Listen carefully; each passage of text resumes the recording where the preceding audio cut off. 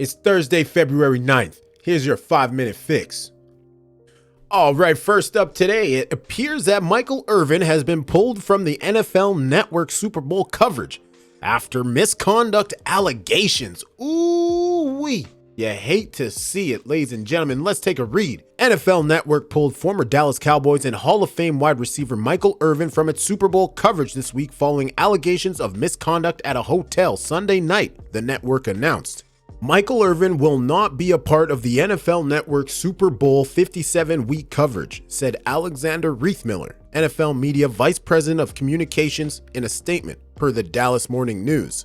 Neither the claimant, a woman, nor NFL media detailed the nature of the allegations. Irvin, though, told the Morning News that he doesn't remember any issues with the encounter with the woman, only that they shook hands and spoke for less than a minute in the hotel lobby.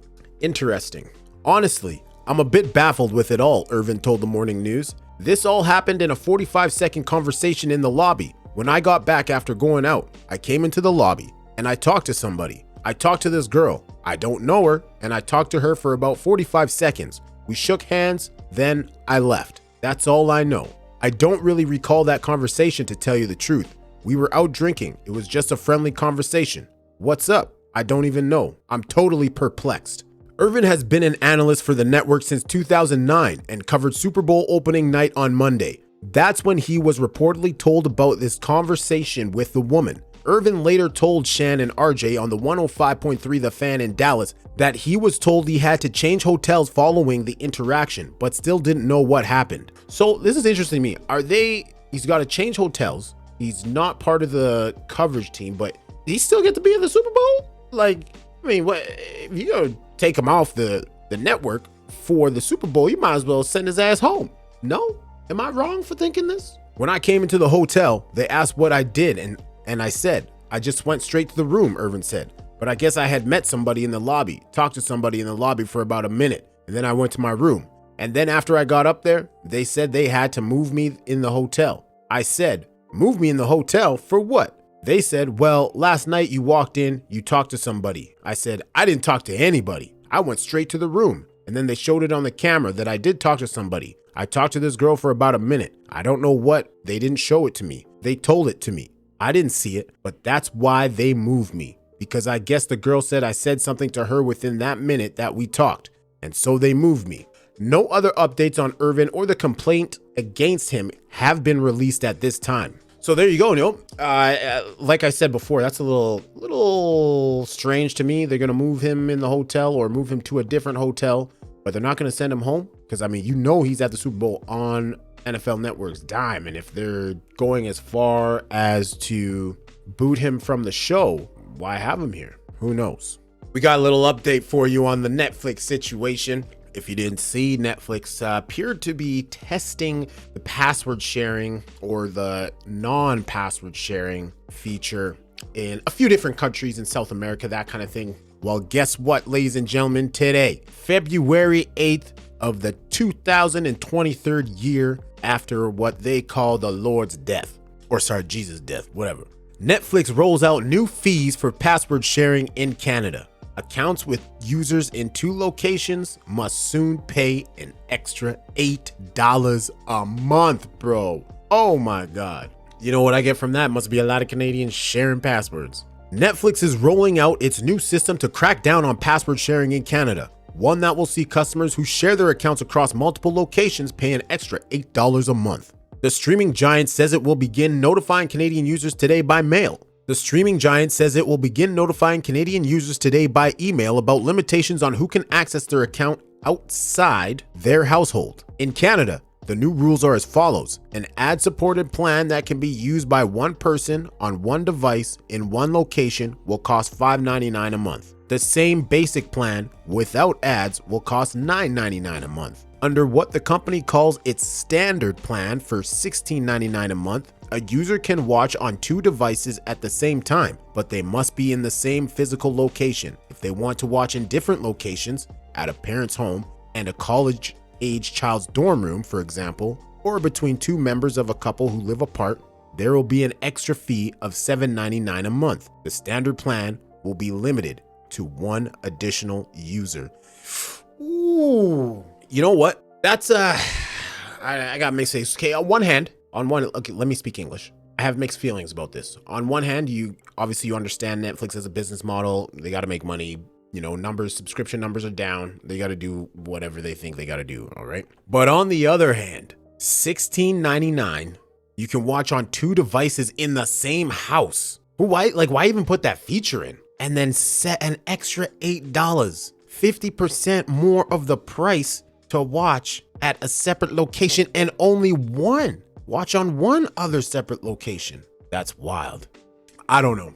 I feel like maybe they could have gone a different route with it. Do I know what that route is? No, I'm not in charge of figuring that out. Okay. I'm just here to talk about it, but it seems like they could have done a little better. I don't know. The sentiment online obviously is not good. People aren't loving this. So we'll see how it goes. You know, we'll see if their subscription numbers drop because of this or that sort of thing. If they have, if they're lacking in new subscriptions, we'll have to see. We'll have to see how this plays out because, like I said, Netflix, they have a business model. They're business. They're in the business of making money, providing a product and making money. And if they see they could be capitalizing on more, obviously they're going to try and do that. Here's something pretty cool from Interesting AF on Reddit. Let's take a look. One of our hens laid a 150-gram egg. It took her all afternoon to lay.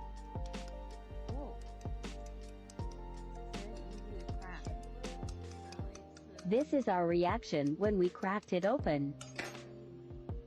It's very thin shell.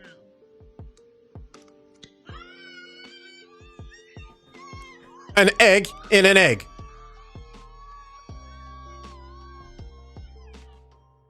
They was celebrating. They ain't never seen anything like this. Quite frankly, I ain't never seen anything like this either. An egg with an egg inside of it and a yolk, like a regular egg, giant ass 150-gram egg, like it showed, with another egg. That's banana lands. That's wild. I ain't never seen anything like that before. So also another little update. My brother got Beyonce tickets. Okay. Now, when he is telling me this story in the group chat, myself, my brother, and my sister, when I tell you the ridiculousness of just this whole situation with Ticketmaster, Live Nation, honestly, I don't even know if this was a cause of that or if Ticketmaster should be held responsible. But let me tell you, there are only certain artists that I would pay a large amount of money to go see. Now, obviously, for me, Beyonce is not one of them, but for my brother, she is. So this man's was in pre-sale, queued in. I can't even remember what he said he queued in at what number, but he was outside half an hour trying to get tickets, couldn't do it. And he was, he's on that pre-sale tip. Like, he had the info, on the fofo, the DL, all that good stuff. His friend calls him. She says, "I've secured 2 tickets." And he says, "Okay." She says, do you want to know how much they are?" He says, "Okay, tell me." First of all, I'm gonna tell you the location. It's an arena show, obviously. You'd have the stage and then the lower bowl, okay? And then the upper bowl. They are in the lower bowl, not even flow seats. This man's wanted flow seats. They couldn't get flow seats, okay? Lower bowl, I want to say directly facing, so back, I don't know how the stage is set up, but it'd be lower back, kind of facing the artists as they perform, facing the stage, that kind of thing. This man paid $1,100, okay? Hold on a second. Okay, now, this might not be 110% what the stage and stuff is gonna look like. In fact, you know what, it might be. Anyways, I'm pretty sure, like, he's got lower bowl and around one of the lower rows. No idea where he's gonna see, but yeah, there's floor seats all around. He wasn't able to get floor seats. And like I said, don't, take this actual layout with a grain of salt. I'm just using that as a reference. This man's paid $1,100. $1,100 for one of these seats, man. $1,100 in Van City. You gotta be kidding me, bro. And I mean, I'm not judging him. Like I said, there's very, very few. There's probably like 2 artists that I would pay that kind of money to see. And let me tell you, I'd want more than just lower bowl seats, but I digress. So later on, my sister, who was planning to go to Vancouver to watch this concert with him, She got into the queue. She was 1,000th in line. She's like, I ain't got time for this. Comes back I want to say like an hour later, maybe 30 minutes later. Number 3. She's like, okay, I'm digging this. The tickets that she was looking for, $500 something in the nosebleeds, like legitimately $520 in the nosebleeds, man. I don't know. Something's got to give. This whole Ticketmaster Live Nation thing, it obviously is blowing up from the Taylor Swift situation, like I talked about in the other video. But hopefully something get done. People just want to see their favorite artist for a reasonable price, you know. Aside from that, if you have any questions or leave a comment below, if you have any suggestions, something you want to see, want me to talk about, you know, let's keep it real. Aside from that, this has been your 5-minute fix.